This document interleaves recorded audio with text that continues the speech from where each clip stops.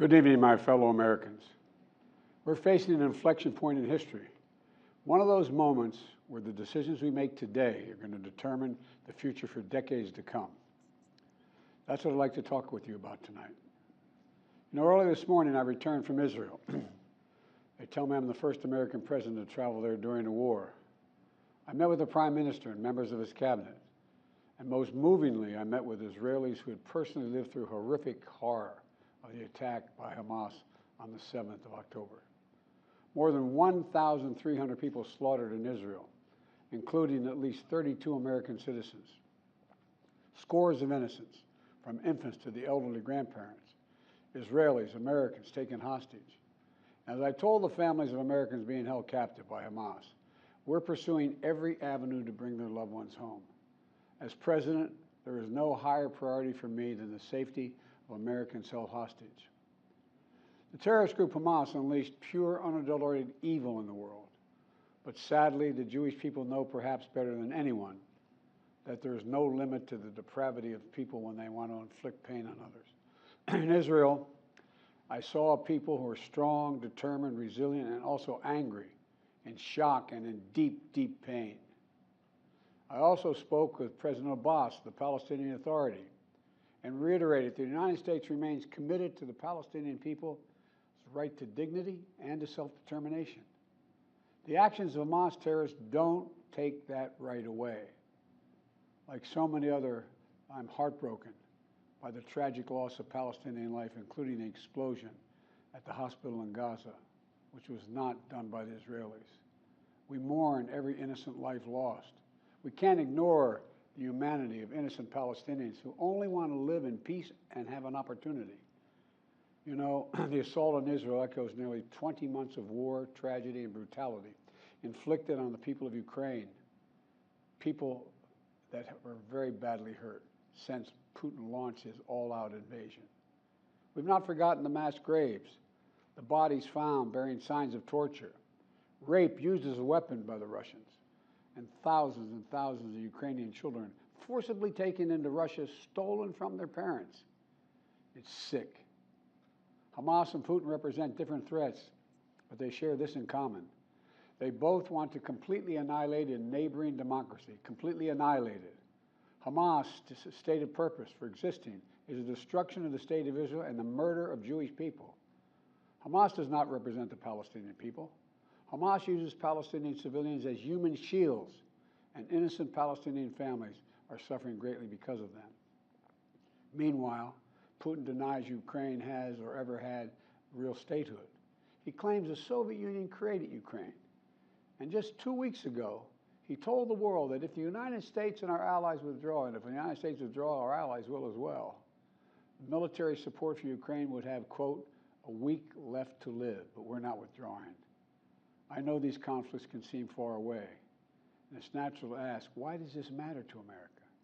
So let me share with you why making sure Israel and Ukraine succeed is vital for America's national security.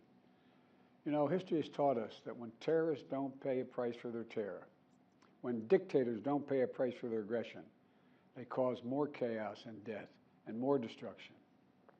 They keep going, and the cost and the threats to America and the world keep rising. So if we don't stop Putin's appetite for power and control in Ukraine, he won't limit himself just to Ukraine. Putin's already threatened to remind Poland that their Western land was a gift from Russia. One of his top advisors, a former president of Russia, has called Estonia, Latvia, and Lithuania Russia's Baltic provinces. These are all NATO allies. For 75 years, NATO has kept peace in Europe and has been the cornerstone of American security. And if Putin attacks a NATO ally, we will defend every inch of NATO which the treaty requires and calls for. We'll have something that we do not seek. Make it clear, we do not seek. We do not seek to have American troops fighting in Russia or fighting against Russia.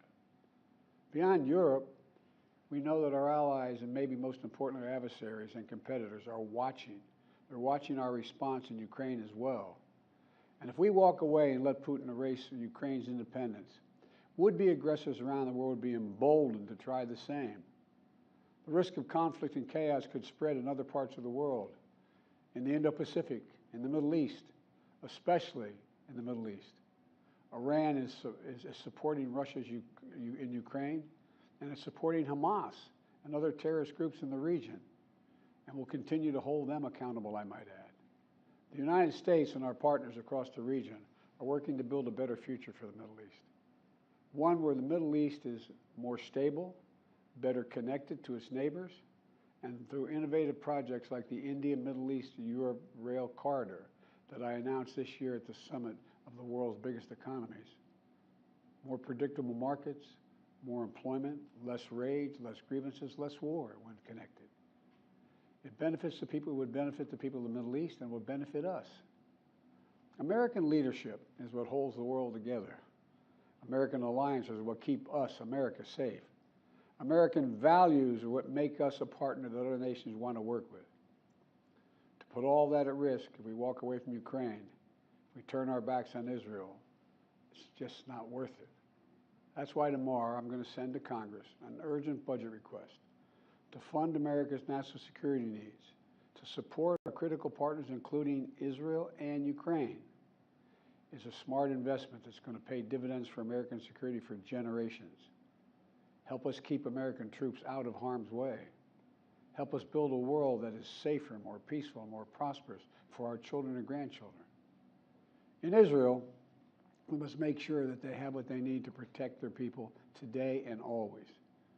The security package I'm sending to Congress and asking Congress to do is an unprecedented commitment to Israel's security that will sharpen Israel's qualitative military edge, which we've committed to, the qualitative military edge. We're going to make sure Iron Dome continues to guard the skies over Israel. We're going to make sure other hostile actors in the region know that Israel is stronger than ever and prevent this conflict from spreading. Look, at the same time, President Netanyahu and I discussed again yesterday the critical need for Israel to operate by the laws of war. That means protecting civilians in combat as best as they can. The people of Gaza urgently need food, water, and medicine. Yesterday, in discussions with the leaders of Israel and Egypt, I secured an agreement for the first shipment of humanitarian assistance from the United Nations to Palestinian civilians in Gaza. If Hamas does not divert or steal these shipments, we're going to provide an opening for sustained delivery of life-saving humanitarian assistance for the Palestinians. As I said in Israel, as hard as it is, we cannot give up on peace.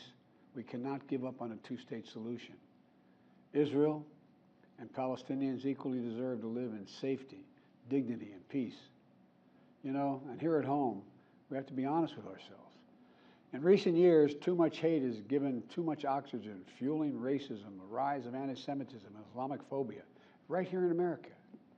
It's also intensified in the wake of recent events that led to the horrific threats and attacks that both shock us and break our hearts. On October 7th, terror attacks have triggered deep scars and terrible memories in the Jewish community. Today, Jewish families worried about being targeted in school, wearing symbols of their faith walking down the street, or going out about their daily lives. And I know many of you in the Muslim American community, the Arab American community, the Palestinian American community, and so many others are outraged and hurting, saying to yourselves, here we go again with Islamophobia and distrust we saw after 9/11. Just last week, a mother was brutally stabbed. A little boy, here in the United States, a little boy who just turned 6 years old was murdered in their home outside of Chicago. His name was Wadiha, a proud American, a proud Palestinian American family. We can't stand by and stand silent when this happens. We must, without equivocation, denounce anti-Semitism. We must also, without equivocation, denounce Islamophobia. And to all you hurting, those of you hurting, I want you to know I see you. You belong. And I want to say this to you. You're all America. You're all America. This is in a moment, you know, in moments like these, when fear and suspicion, anger and rage run hard, that we have to work harder than ever to hold on to the values that make us who we are. We're a nation of religious freedom, freedom of expression. We all have a right to debate and disagree without fear of being targeted in schools or workplaces or in our communities. We must renounce violence and vitriol. See each other not as enemies, but as fellow Americans. When I was in Israel yesterday, I said that when America experienced the hell of 9/11, we felt enraged as well. While we sought and got justice, we made mistakes. So I cautioned the government of Israel not to be blinded by rage. And here in America, let us not forget who we are. We reject all forms of hate, whether against Muslims, Jews, or anyone. That's what great nations do, and we are a great nation. On Ukraine, I'm asking Congress to make sure we can continue to send Ukraine the weapons they need to defend themselves and their country without interruption, so Ukraine can stop Putin's brutality in Ukraine. They are succeeding. When Putin invaded Ukraine, he thought he would take Kyiv and all of Ukraine in a matter of days. Well, over a year later, Putin has failed, and he continues to fail. Kyiv still stands because of the bravery of the Ukrainian people. Ukraine has regained more than 50% of the territory Russian troops once occupied, backed by U.S.-led coalition of more than 50 countries around the world, all doing its part to support Kyiv. What would happen if we walked away? We are the essential nation.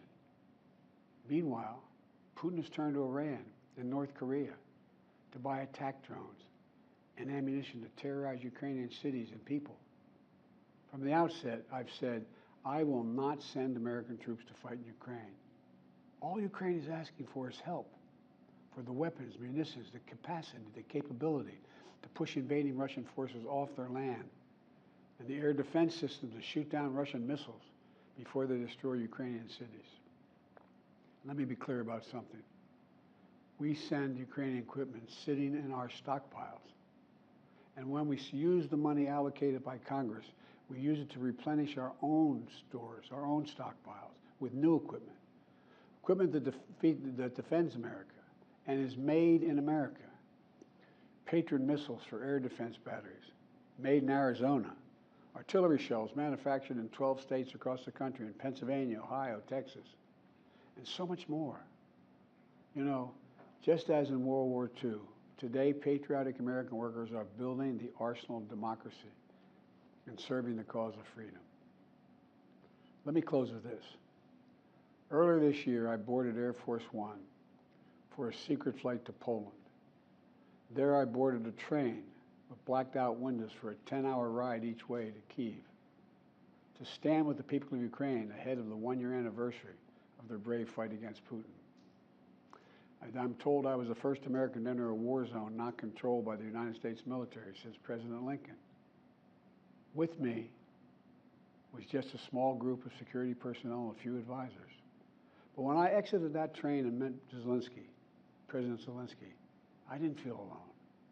I was bringing with me the idea of America, the promise of America, to the people who are today fighting for the same things we fought for 250 years ago: freedom, independence, self-determination.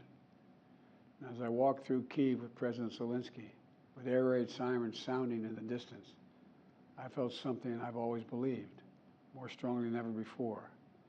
America is a beacon to the world. Still. Where, as my friend Madeleine Albright said, the indispensable nation. Tonight, there are innocent people all over the world who hope because of us, who believe in a better life because of us, who are desperate not to be forgotten by us, and are waiting for us. But time is of the essence. I know we have our divisions at home. We have to get past them. We can't let petty, partisan, angry politics get in the way of our responsibilities as a great nation. We cannot and will not let terrorists like Hamas and tyrants like Putin win. I refuse to let that happen. In moments like these, we have to remember who we are. We are the United States of America. The United States of America. And there is nothing beyond our capacity if we do it together. My fellow Americans, thank you for your time. May God bless you all, and may God protect our troops.